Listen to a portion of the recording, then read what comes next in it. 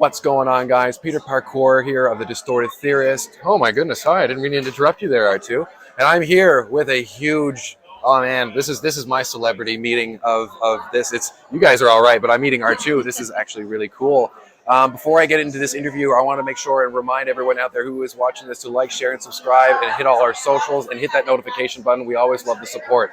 So, enough about me, enough about YouTube. Introduce yourself. Who are you guys? Why do you have this lovely droid here today? Well, my name is Mike Parsons, and this is my wife Eileen. We're the Newfoundland R2 builders. So we're this R2 droid's parents. There we go. We love to hear that. So, is R2 your first creation? Is this the primeval build, or? This is, yeah. This is our first, yeah. So is this your first dabble into robotics or anything, or? Let me see. It's not really robotics that we're dealing with here. Okay, fair. You can think of this R2 as more of a very big remote control toy. Fun. I like toys. Grouping of many projects. Yes, a grouping of many projects is right. Absolutely. Okay. So in terms of what, like, obviously this is very movie accurate in terms of what we see here, but what can R2 do and what can't R2 do? That's a great question. So we wanted to focus on the basic functions for R2. Okay. So basic functions of dome movement, so his head can move back and forth, and he can drive around. Which we're in very limited space, but trust me, he can move. He can move. We also added his sounds. So okay, can we hear some of those now? Can we get the scream? Does he still scream? He does. Oh my! Ashley, this one's for you. there we go. Love it so much.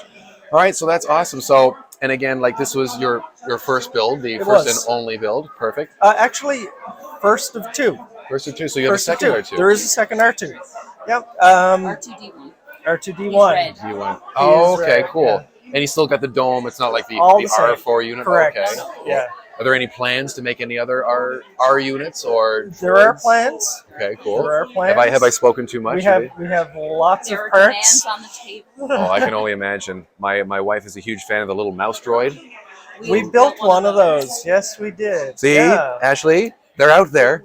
They are. So we actually got started with R2 just based off of a convention we came to locally, Okay. and noticed that there was nothing like this represented. So Okay. so one of the things you see online is you see these things driving around, these R2 units driving around in the crowds, and it's something that everybody can recognize. Oh, absolutely. And so we wanted to actually contribute to the community by introducing R2 to Newfoundland, so that we had something that was represented here that you wouldn't see in, say, something else in Atlantic Canada. So we Okay. started this guy back in 2008, and wow. so he's been around for a while. Around this way, 14. He's almost he can drive soon. Soon, very soon, very soon. Yeah, He's getting absolutely. up there, but he's doing well. He's not showing his age too much. He's doing really well. Well, it's great. We let people touch it. As I said, we kept the functions limited, so that way little hands were going to be safe. Yes. It's the majority of it is hand built. Okay. So if something gets broke, it's easily remade. Oh, and that's Right. awesome because he's I guess almost modular. Like if you like, oh, that came out, we can just pop another one in. Okay, good. For a lot of it, yeah, absolutely. That's great, and because that can allow, I guess, down the road, if you're working on these projects for very modular, or not modular, very customizable ones, then you can have your own creations, which is cool. Well, you got your absolutely. red one as well, R2D1. Absolutely, yeah. That's so cool. So for anyone, and again, like normally these questions are geared towards our cosplayers, and I don't think there's anybody in there, but I mean, from this perspective, from what you've been dealing with, I guess, in the last couple of years, is there anything that you would have told yourself when you started working on him back in 2008? What would I tell myself back then? Yeah. I would say, well, I did a lot of things right, to be honest. Okay. And that was reading and reading and reading. So it's actually connecting with the Astromech Builders Group and just learning from what everybody else has done, right? Okay. If you have anything that you want to try, experiment with it. Okay. Prototype it. Don't be afraid. Don't basically. be Run afraid with to it. just step in there and be wrong. Right. It and that is was, okay. And someone I was talking to, again, we've talked to enough people that it's all spinning in my head, but one of their big things is to be patient. It's going to be absolutely. like you're Yeah. yes, you're going to make mistakes, accept the mistakes and deal with that too. And also he was talking about, now I remember who it was. He was talking about he was waiting on a particular jacket. Mm-hmm. And he wanted to wait. He's like, if you want to make something that way, don't settle for something else. And it's the same thing. And it doesn't look like anything has been limited with R2 here. He looks complete as complete can be. I mean, I did ask earlier. I mean, he doesn't have his little probe to pop out. These don't pop out or anything like that. But I mean, for me being the Star Wars geek, yeah, I'd love to see that. But I'd be a total like, it's not right if it wasn't. Yeah, I'm not going to do that. Well, it's as I said, little hands. You want to make it safe for little hands, Exactly. And we want it to be approachable. So the more compartments you have open, the more hinges you have. Snips. Now it's people have to step away instead of getting close to it. Right. So you you'll want it to see a be lot of enjoyed. people being able to put their hands on it, Yeah. take a picture with it, right? And so that was what we wanted it to be is something that people could interact with freely. Absolutely. I don't think I asked, how long did it take from start to finish? Well, I don't think I can ever say it's ever truly finished. True. But when we built it and when we started, we made a list of goals for ourselves. So we wanted to be able to have something to display our first convention. Mm-hmm. So it sat on a table. And we really enjoyed the interaction that we had with the public. And the next year it was, let's get him mobile. So we focused on the electronics. It wasn't so much all the details. So did he look like R2D2 is today? No. He was gray, he was white, but he had the essence of the R2D2. Right, he had the heart of E2. He had the E2, heart. R2. That. Yes, exactly. Right. All right, so not to take away from R2, and we know that you've got some projects in the works, so not of which I will press you on, but if you had unlimited time, unlimited funds, the dream bot that you could build, or to be extensions that you could. I know you want to keep the little hands going with it without getting dangers of hitting anything, but would there be an extension of him or a 3PO? Oh, 3PO. It's funny you mentioned 3PO.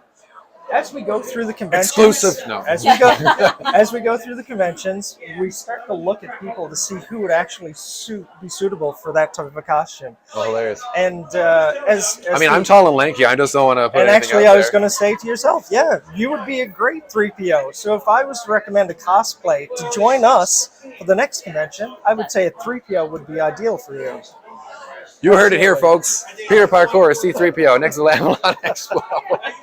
and if it doesn't happen, well, someone's going to be extremely disappointed. Probably me.